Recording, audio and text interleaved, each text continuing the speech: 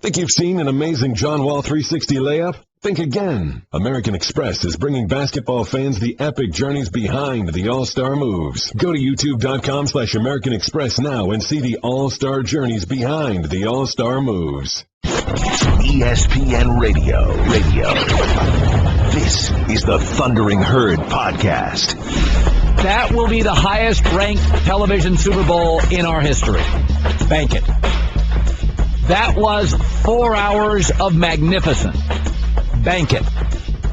That is going to be USC-Texas was the greatest college game I've ever seen. That was real close. And can I just for 90 seconds before I get into my rant tell everybody to stop something. Stop looking for perfect in life. It doesn't exist. If you sit around waiting for perfect, life passes you by. Yes, the referees missed New England's pass interference. They missed Seattle's roughing the kicker. Yeah, they gave Seattle a very nice spot on a 4th down or a 3rd down late. They were great. Yes, Pete Carroll and Seattle's throw it at the goal line call wasn't great. But schematically, that game was brilliantly coached. That game was brilliantly coached. Yes, Tom Brady threw an awful interception early. He was incredible. He was incredible in the 4th quarter. And yes, Twitter, Julian Edelman probably should have been tested for a concussion, but he plays a game you don't have the courage to put a jock strap on and play. Who gives a damn? He didn't want to test. Game goes on, and he was great after that. Twitter. Mistake. That was unbelievable. The halftime show was unbelievable. Katy Perry was on a spaceship. Fly to the moon. Unbelievable. You know the winner? Us. I won. Forget New England. That was incredible. All that pressure and gold medal performances. She was on a golden tiger that was headed to the moon. All right, let me get into football. Great games have a combination of things. They got a little defense, got a little offense, got a little controversy. They got a weird play you'd never expect. They have a miraculous play. They have a weird play call. That game had everything. That puppy had everything. Let me start with this. The right team won. But before I say that, don't go crazy. The right team won. New England dominated the first half and the 4th quarter. When's the last time a good football team, you said, yeah, they dominated the first half, dominated the 4th quarter, and lost? They played well. They had 0 drop passes. They were the healthier team. They had 1 bad penalty in 4 hours. The play calling was excellent. They dominated time of possession. They were 28 of 32 on short passes, 8 for 8 in the final drive. And they won 28-24, which tells you how amazing Seattle is. Nobody will talk Seattle today. They lost, right? Seattle threw 4 interceptions, had 5 turnovers, was sacked 5 times, got dominated for 3 quarters, had more penalties, and lost time of possession to the Green Bay Packers. And won. Yesterday, they barely had the ball in the first half and the 4th quarter. Their quarterback didn't have a completion until mid-2nd quarter. Their top wide receiver a week ago worked at Foot Locker. They were injury-riddled going into the game and beat up during it. And they were a play from winning the Super Bowl over an outstanding New England team. My takeaway is New England didn't play well. New England played great yesterday against a very good team. Seattle faced the best coach in the league, maybe the best quarterback, totally healthy, no penalties, and New England had to hold on for dear life to beat Seattle. Go look at the Green Bay New England games. Seattle was completely outplayed for large chunks. Could have won both against excellent teams and Hall of Fame quarterbacks.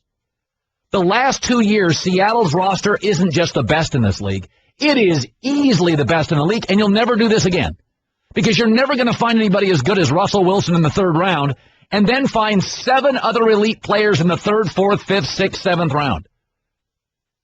John Snyder and Pete Carroll have put together a team, the only team in the league that can be completely outplayed by great teams, great coaches, and Hall of Fame quarterbacks and win games. The fact that it came down to one play is unbelievable. New England dominated the first half, dominated the 4th quarter, made no mistakes, never dropped a pass. Unbelievable play calling. And held on in their dear life to beat Seattle. We didn't watch one great team. We watched the best roster in the league in a decade and an unbelievable performance by New England. That is an all-timer. Stop worrying about Julian Edelman's concussion. Get a life. Enjoy it. Sit back. 4 hours. Katy Perry.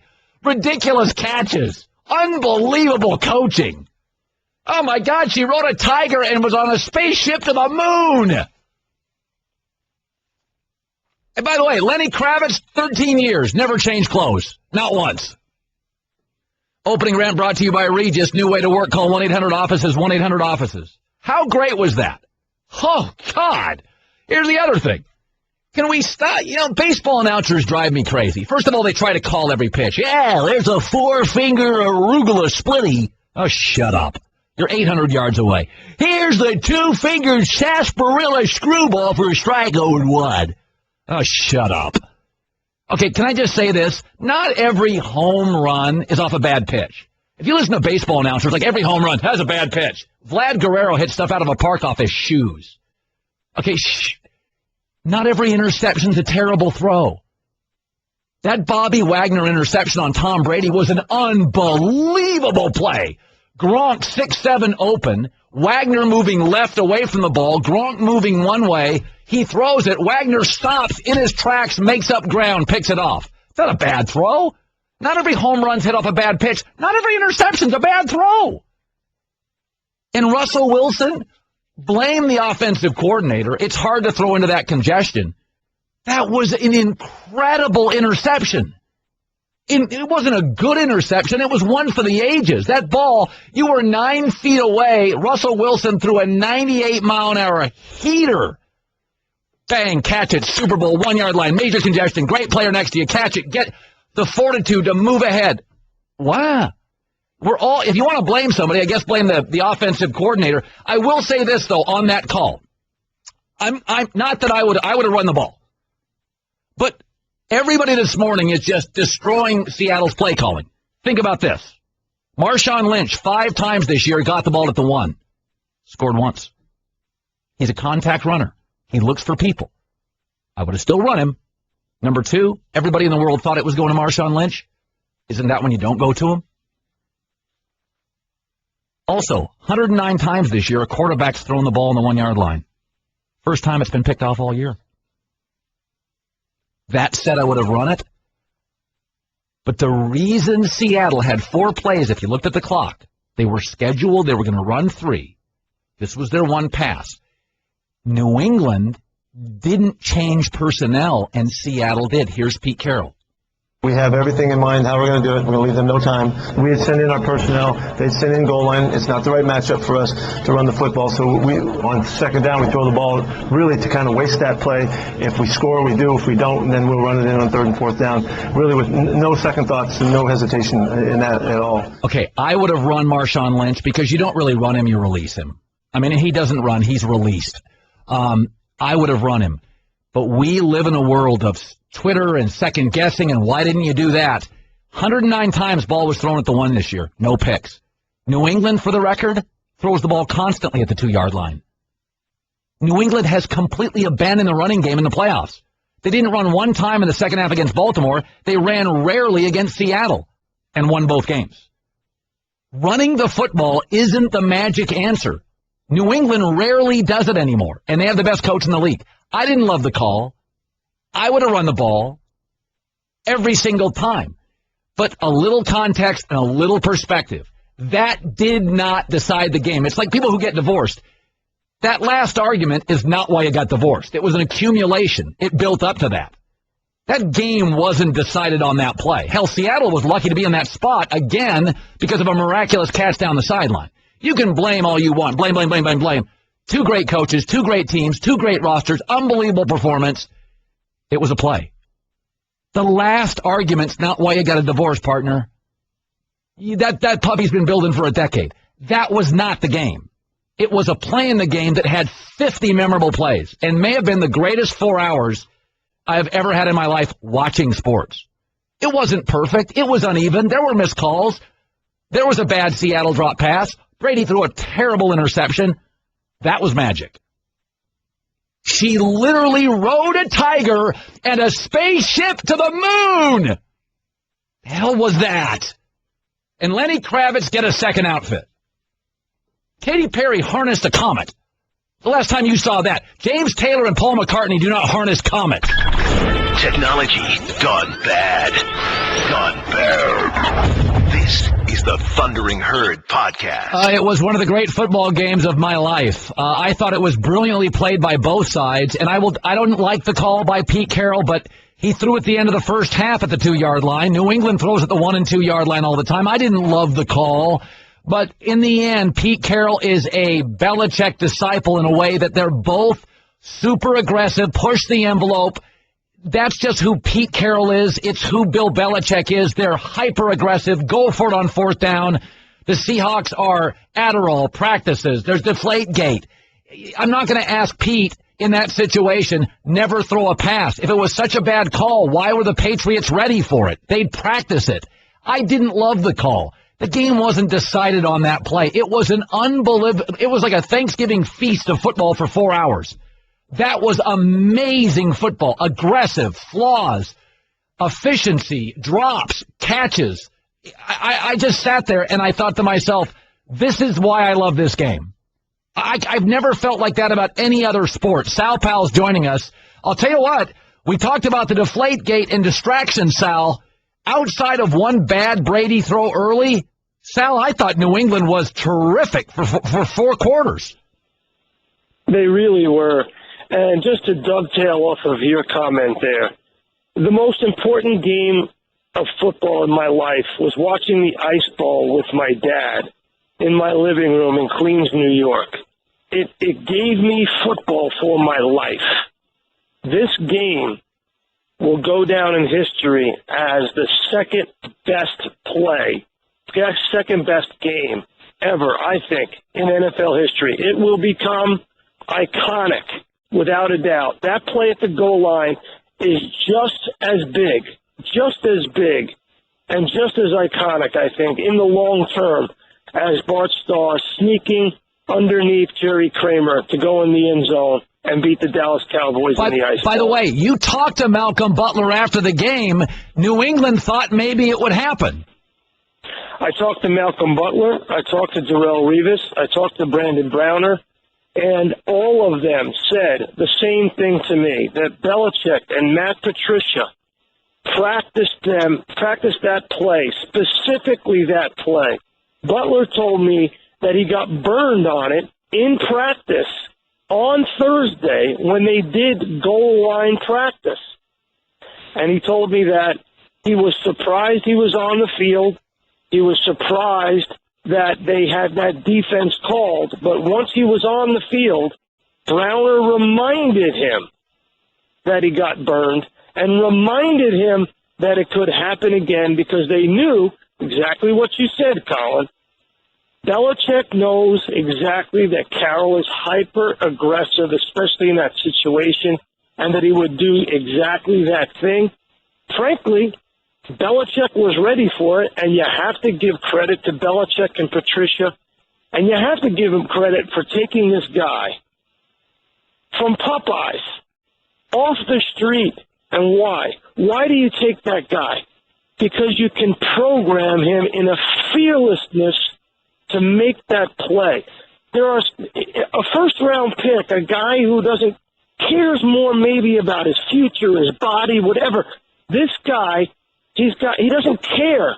He's got fearlessness. The only thing he knows is, I've been programmed to make this play. Yep. If I don't make this play, guess where I'm going back to? I'm going back to Popeyes. Yep. You had a long conversation with Gronk and Julian Edelman about Brady's fourth quarter. I mean, it was Montana-esque. It was one for the ages. I mean, I think Tom now is, to me, in my life, is the greatest quarterback I've ever seen. Talk about Edelman and Gronk, the fourth quarter. Brady was great yesterday. He was never better than late. What did they say? You know what both of them said to me? He was throwing a very catchable ball, which is kind of obviously a little bit of a play on Deflategate. You know, Right. They both gave me a little bit of a wink and a nod and said, you know, it was a very catchable ball. And that's the thing is, not only was he 8 for 8, go back and watch all 8 passes. They were between the numbers. They were Montana-like in their precision, Colin, in their precision. The ball was right where it was supposed to be, like he was handing it to him. Remember when Bill Walsh would always say, we treat the passing game like a long handoff. That's why I want a quarterback who's accurate. That's what you saw last night. Yeah. Sal Powell joining us. You know, it's very interesting, Sal, I said this to start my show today, is that Green Bay dominated Seattle, New England dominated most of the stats, and Seattle could have gone 2-0. Their roster is so deep and so talented. They're the only team in the league that you can control. They were dominated in the first half. They were dominated in the fourth, and they almost won that football game against a great coach, a great quarterback. You're not going to find this many great players in the fourth, fifth round. You're not going to find Russell Wilson in the third. I don't know what's going to happen to Seattle. They're going to have to lose some of these stars, but I got to tell you, Sal, the last 2 years watching Seattle play, athletically, their roster, I don't think there's anything outside of the Niners last year. I don't think there's another roster this deep, even close. Am I nuts? Well, 2 things on that. First of all, is Richard Sherman having surgery, as John Clayton reported? If he is, that's a big problem. Secondly, you know, Marshawn Lynch can't last forever running the football like this. I don't know what the story is going to be long-term with Marshawn Lynch. But let me flip the script real quickly on you. The most important story from now until the owners meet right here in Arizona in March is what happens with the Deflategate investigation, what happens with the relationship between Roger Goodell and one of his biggest benefactors, Robert Kraft. Because clearly the Krafts now, and I've talked to them up close and personal before the game and after the game, they are torqued off. And they want to defeat this investigation. I don't know if they can. And I believe there's going to be serious conversations about what happens next with the owners and the league and where this could go beyond the Patriots and affect the relationship between one of the most important and powerful owners in the league and the league office. And I think it's going to be fascinating stuff to watch over the next 2 months. Sal Pal, man, have you slept much, by the way? No, baby, I am. But when I'll be home soon. I'll be going horizontal pretty soon here. All right. It's been, you know, it is really one of the greatest stories of my lifetime. 30 years as a reporter, 22 years covering this game. That game last night will go down as one of the great multi-layered stories. And everywhere you go in America, people will be talking about that game and that call and that quarterback for the rest of our lives. We will be talking about that game for the rest of our lives. Yeah. Great talking to you, bud. See you, Chief. Yeah, it was just USC, Texas, for so many reasons, was the greatest college game I've ever seen live. You can't explain it. It was movie stars. That game last night it was in both USC, Texas, and this game last night were imperfect. There were mistakes made. That's why it's great. Putting style in black T-shirts. It's Colin Cowherd, the Thundering Herd podcast. I'm guilty of this. I certainly was here. A lot of people, when they don't have the courage to do something, they'll point at others and call them irresponsible. Let that soak in for a second. Ever pointed your fingers and called somebody irresponsible? Then it turns out they were right. Skip Bayless took a lot of heat for saying Johnny Manziel had a major drinking problem. Anytime you use holic on the end of anything, watch out. Johnny Manziel entered rehab today. Skip Bayless was right. People at this company and other companies point fingers. Lacks responsibility. No, I had that information too. But I didn't have the guts to roll the dice. By the way, all sorts of you NFL reporters had that information. Because if I did, you did. And you didn't have the guts, brother. You didn't put your career on the line. Wednesday, Johnny Manziel into rehab. He's got a drinking problem. Holic is often used in those facilities. My dad was a holic. All sorts of holics. We're a TV company. Skip Bayless is a TV character. Not hard to figure out. He's going to make a lot of money when his contract's up and deserves every penny. All sorts of people had that information. None of them had the guts, myself included, to report it. I wouldn't take the risk. You know what they say? There's a reason certain people go out on a limb, because that's where all the fruit is, out on the limb. Skip was right, and his agenda-driven critics will never report it. That story was well known. One guy rolled the dice. Wow, this Valentine's, beautiful bouquet, 1-800-Flowers. I will say this, Johnny Manziel, remember, he was the guy, Johnny Manziel was the cocky kid who said this. I'm not going to change who I am for anybody. Am I going to live in a shell, or am I just going to hide from everybody and not do anything? I don't think that's the way I should live my life, and I'm not going to do it. To his credit, he's willing to change. Wish the kid luck. Never think he's going to be a great quarterback. I hope he gets his act together. He's a human being. I think it takes a lot of courage to do this. I don't think we should mock him for going into rehab. I've seen people, had friends who have done it. It's rough. He's got the guts to go in. I've never respected Johnny Manziel more than today. I've never liked him more than today. Today I love Johnny Manziel. Thought he was a punk. Today I got his back. I thought Tom Brady was... I talked to a buddy after the game last. That was like midnight. I couldn't sleep. And he's like, everybody loves Brady. What about Russell Wilson? I got to tell you something, man. Both those quarterbacks, they're completely different. They're completely different. I want you to just digest this. Brady goes 37 of 50, 328 yards, 4 touchdowns against Seattle's pass rush and Seattle's secondary, the best in the last decade. He's doing it with a retread from Carolina. His best receiver is Shane Vereen, running back. Julian Edelman would not on any other team be a stat monster. He's a former college quarterback from a non-top 5 power conference.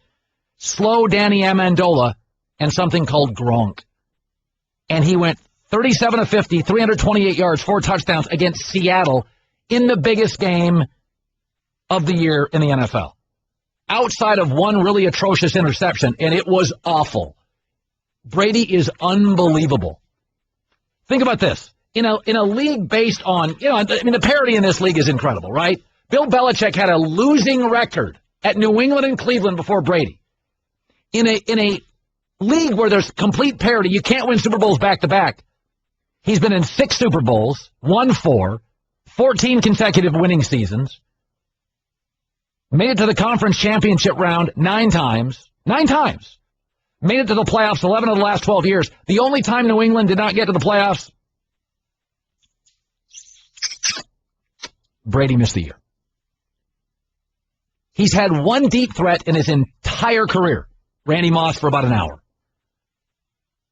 I thought he had that interception he had early was just awful. It was like it was a what in the hell? But he was unbelievable. Unbelievable. You tell me another. He was 13 of 15 in the fourth quarter. 2 touchdowns against Seattle's defense. By the way, basically New England abandoned the running game against Baltimore and Seattle. They were down 10, 14 late, right? They abandoned the run. Everybody knows for Seattle, he's going to throw 8 for 8 final drive. Julian Edelman, Vereen, Danny Amendola. You tell me another team in this league, Julian Edelman's a star. Tell me another team in this league is a star. Let's start with zero. I mean, Brady is incredible.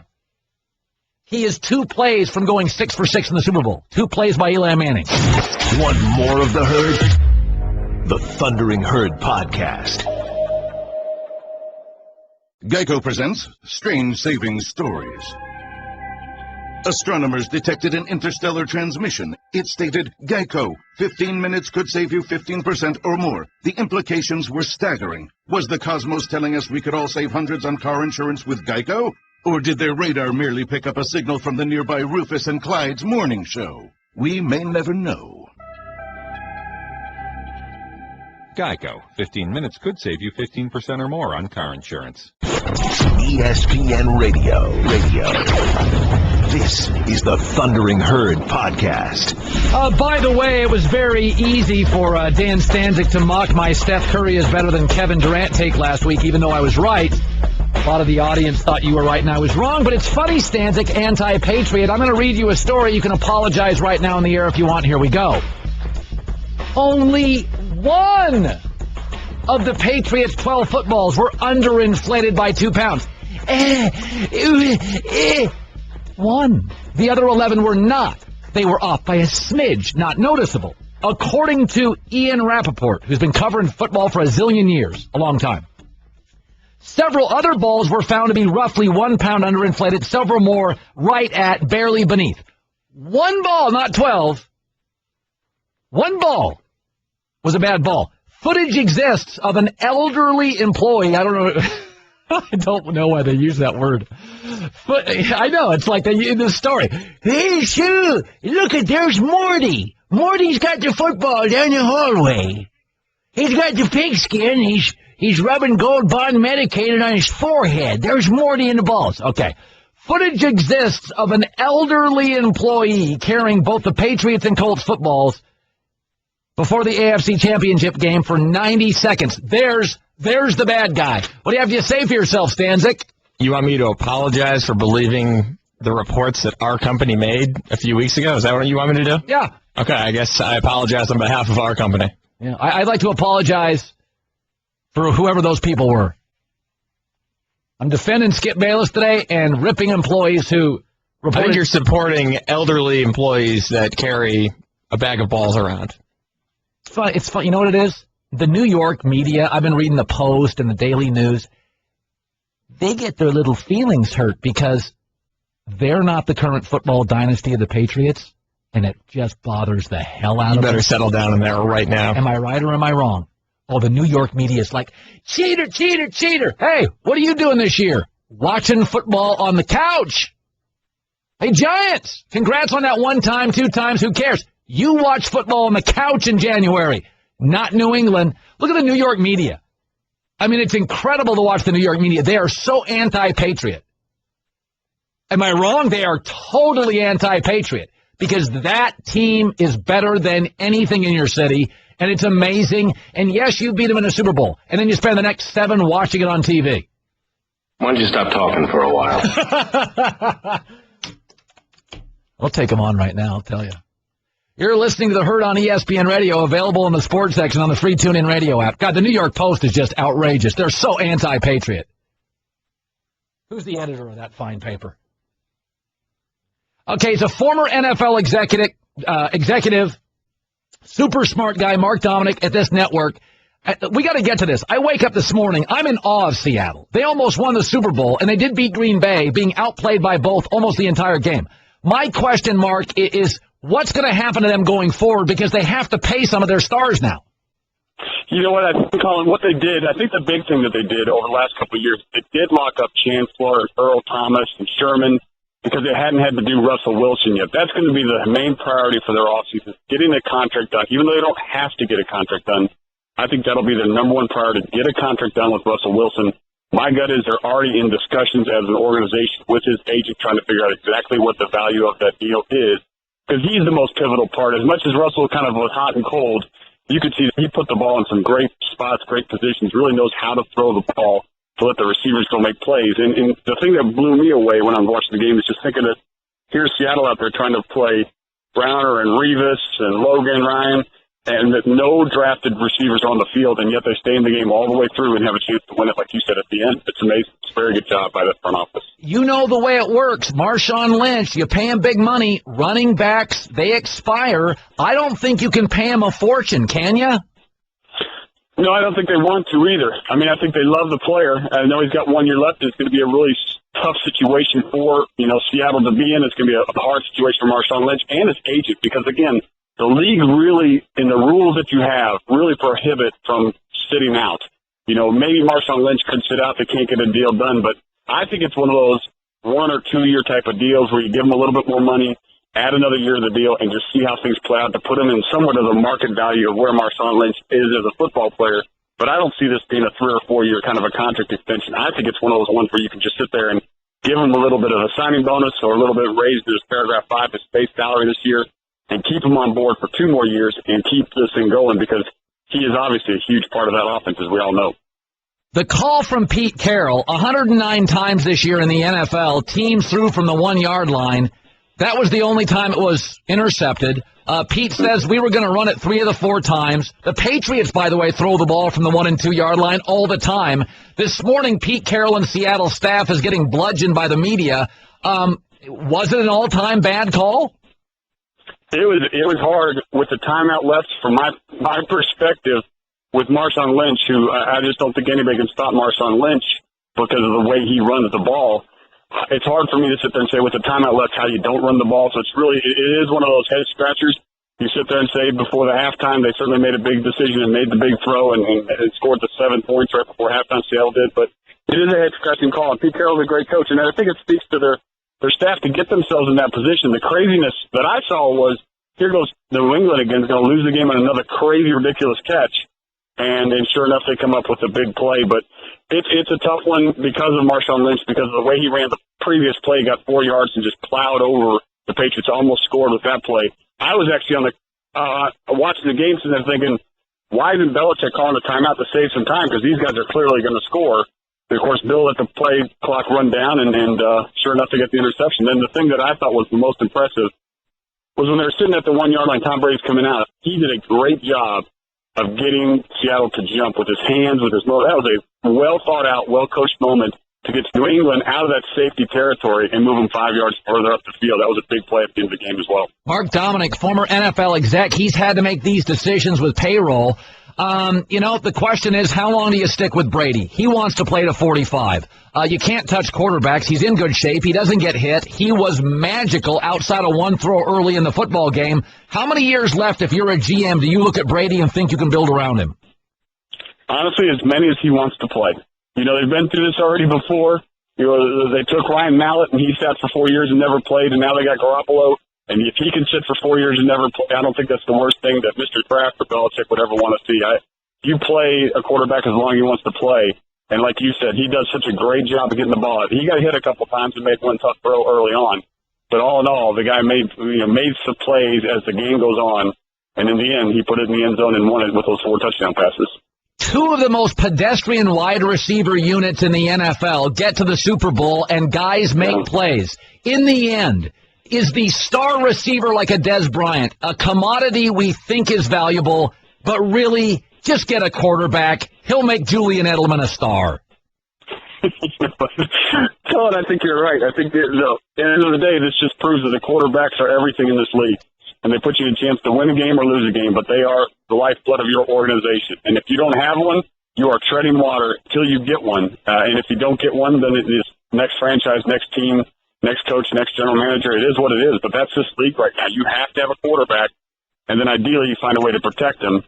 And then these 2 teams proved you can go to free agency, you can go undrafted, you can find receivers that can make plays for them, but you got to have the quarterback that can put the ball in position to let them make those plays. Mark Dominik, former exec. Great talking to you, bud. Thanks for having me on, buddy. Think about this. Chris Matthews was Seattle's best receiver yesterday. He played for the Los Angeles Harbor College, the Winnipeg Blue Bombers, in the CFL. He was a star in the Super Bowl yesterday. Seattle's other 2 receivers, Jermaine Kearse and Doug Baldwin, were not dominant in college. Doug Baldwin at Stanford had 11 catches, 23, 4, and 58. And he's a really nice player, but Doug Baldwin didn't dominate in college. Jermaine Kearse, 20 catches, 47, 63. That's not dominant for a college receiver. Julian Edelman was a quarterback in the MAC. If the Seahawks win, Chris Matthews could be the Super Bowl MVP. He played in the CFL. You people that think Des Bryant deserves $100 million, you're out of your mind. You can't pay a receiver. Look at these values of these contracts. Calvin Johnson, $114 million. Larry Fitzgerald, $113 million. Dwayne Bowe, $60. Vincent Jackson, $60. Brandon Marshall, $30. Eric Decker, $37. Brian Hartline, $31. Julian Edelman is pricey by New England standards, $17. Doug Baldwin, $13. It's not about the receiver. It's about the quarterback. Chris Matthews wore a Seahawk jersey. You want to know what his other uniform is? A referee shirt at a mall. He worked at Foot Locker. I'm not paying Des Bryant $120 million. I'm paying that offensive line. That's who I'm paying. I'm paying that offensive line and Tony Romo. Those two teams yesterday combined. Shane Vereen, Danny Amendola, who struggles to stay healthy, can't separate from people. Julian Edelman, who looks like a 5'11 lumberjack. You know where you should go trying to find the next receiver? Forget the draft. You should go to your local mall today and scout every shoe store. You're just as likely to find a great receiver there. You're in the Herd, the Thundering Herd podcast. I thought yesterday was amazing. I've said that for 2 hours. We move into our last hour. I thought it was just unbelievable. But I got this email. Unless you were under 30, that was the worst halftime show ever. The girl was an average singer at best. Bring back... Hold on. Bring back Gordon Lightfoot. Michael Pierce in Fort Myers, Florida. Gordon Lightfoot. Seriously. You really wanted to hear this at halftime? I grew up with Gordon Lightfoot. People smoke dope and listen to it behind my house. That's not who you want to see at halftime. Can I just say this to all you old guys out there? It's called a halftime show, a TV show. Like when you're on TV, it's a TV show. Put on a show. It's a halftime show. James Taylor and Bob Dylan and Paul McCartney are awesome. So's Gordon Lightfoot. People smoke pot and listen to his stuff behind my house. But Paul McCartney and Gordon Lightfoot are not riding a tiger. They're not riding a comet to the moon. Okay? It's called a halftime show. Sorry. I'm going to tell you something. I lived in Vegas for a few years, and I used to go to these things called Cirque du Soleil. Now it travels. You see it all over the country, these big tents all over the country. It travels. And so 20 years ago, I was watching Cirque du Soleil. And it's hard to explain. It's acrobats, it's music. It's pretty amazing. I mean, the people, the production crews, amazing people, right? Like amazing. It takes weeks to set up those sets. The most amazing thing about that, and Katy Perry's obviously a mega talent, credit to the people who put that set together in 8 minutes.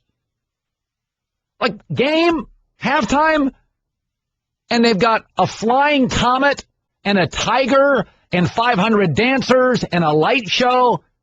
That was impressive. Now, Katy Perry is the exclamation point. You know, she's the finisher. She's the knockout punch. I mean, but good Lord, to put that thing together outdoors, on the fly, fireworks show in 8 minutes. If you've ever gone to Cirque du Soleil and they come into your town in that tent, it takes them like 4 days to put that thing up. You've seen those white tents all over the country, off the freeway. You've all been to that, right? They come into your town. It takes like 4 days to set that thing up. They set that halftime show up in 8 minutes. That's amazing. At Subway, you can make every morning the best morning ever. Freshly made breakfast sandwiches, Subway Eat Fresh. Sal Pao was on earlier. He was at the game, sideline afterwards. You could tell it in Sal's emotion. He said it was one of the best games he's ever seen. This game will go down in history as the second best game ever, I think, in NFL history. It will become iconic, without a doubt. That play at the goal line is just as big, and just as iconic, I think, in the long term, as Bart Starr sneaking underneath Jerry Kramer to go in the end zone and beat the Dallas Cowboys in the ice. By the way, that sounds like hyperbole, but I'm watching that game last night, and it reminded me of USC-Texas. I went to that USC-Texas game years ago, and what was remarkable about it, that Texas wears burnt orange, and USC wears cardinal and gold. And as the sun was coming down, you're going to make fun of me here. Stanzik, why every time I tell this story, you roll your eyes at me? Because you're talking about nature like it was the most beautiful thing ever. Like it's like your greatest moment in your life. Hey, some people appreciate nature. I'm a butterfly catcher on my days off, okay? So it was San Gabriel Mountains, and the sun was coming down, so you get this kind of golden hue, and the Texas fans wear burnt orange, and USC wears cardinal and gold, and the stealth flies over, and it was like literally the stadium was on fire, and I'm sitting there, and I'm like, what do they say about food? You eat first with your eyes. That's why they don't have blue food. You eat with your eyes first. When you walk into a restaurant, if it looks like crap, it may taste great, but you eat with your eyes first. You watch sports before everything else. Visually, USC Texas was like a painting. Yesterday, I'm watching that game, and it gave me everything emotionally. Why are you guys laughing at me? It was crazy. I was mad. I was upset. You guys are jerks. I mean, that's all it is. You're jerks. That's all you are. I thought it was as good as sports gets. Let's go back to Gordon Lightfoot. Appreciate a real artist for a change. You're the only one here that knew who that was. Did you not like Katy Perry? You didn't. Oh, I thought Katy Perry was awesome. I loved Katy Perry. Okay, John, did you like Katy Perry? Oh, loved it. Incredible. Vince, you have kids, so you probably see Katy Perry like... You cranked it up. I thought it was unbelievable. And I'm not somebody that cares about halftime shows. But the people that put that set together in 8 minutes deserve a tip of the cap. God, I mean, between those people and the singer and the camera people, I thought NBC had a very good day broadcasting. And I will say this. I thought the referees had a very good day. I thought there were 3 plays in the game I didn't love from the officials, but I thought they missed. Seattle roughed the kicker early. You're not supposed to be able to roll into a kicker's plant foot. It would have been a first down. Continued the drive. I thought that call was not great. I thought the referees missed a pass interference on New England late in the game. Lockett got tripped. I thought they missed that, and that was obviously. The other one you can argue. And I thought Seattle got a very gracious ball spot before the miracle catch. You could look at replays. That was a very good spot, a very gracious spot. I didn't like that spot, but I'm not going to waste much time on it. But by and large, you can't. That game, those teams work so hard. They're so fast. During that game, and I don't know if you felt this, maybe you did. I remember thinking during that game about second quarter, man, this game is moving along. Man, this game is fast. No penalties, no replays, boom, boom, 7 yards, 8 yards, 7 yards, 8 yards, out of bounds. I thought the coaching was tremendous. I thought Belichick and Pete Carroll had 2 of their better days ever. Because you know how it goes in Super Bowls. It's sort of like bowl games. Sometimes you get that time off and you're rusty. We've seen a lot of bad Super Bowls and a lot of bad bowl games because of the rest. I thought the teams were finely tuned. I mean, New England came out just boom, boom, boom.